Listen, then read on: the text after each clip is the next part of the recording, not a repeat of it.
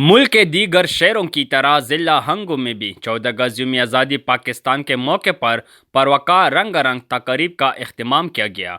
कश्मीरी मुसलमानों के साथ मुकम्मल यकजहती के तौर पर डिप्टी कमिश्नर हंगो मोहम्मद पाइप अब्दुल्ला की क़ियादत में रैली निकाली गई। रैली शरीकाने कश्मीरी और पाकिस्तान के कौमी परचम और बैनर्स उठा रखे थे। रैली में सैकड़ों अफराद ने शिरकत की। रैली के शरीकान ने मोदी सरकार के खिलाफ शदीद नाराबाजी की।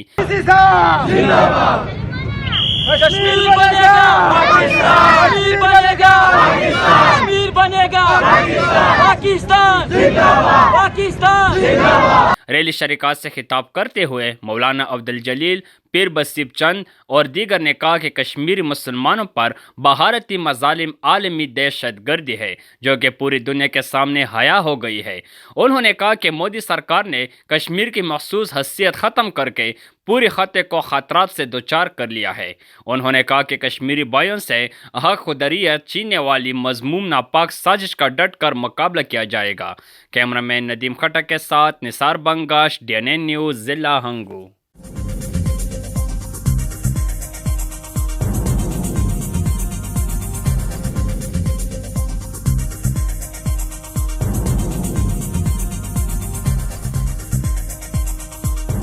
न्यूज़ से अपडेट रहने के लिए हमारे चैनल को सब्सक्राइब करें और बेल आइकन पर क्लिक करें।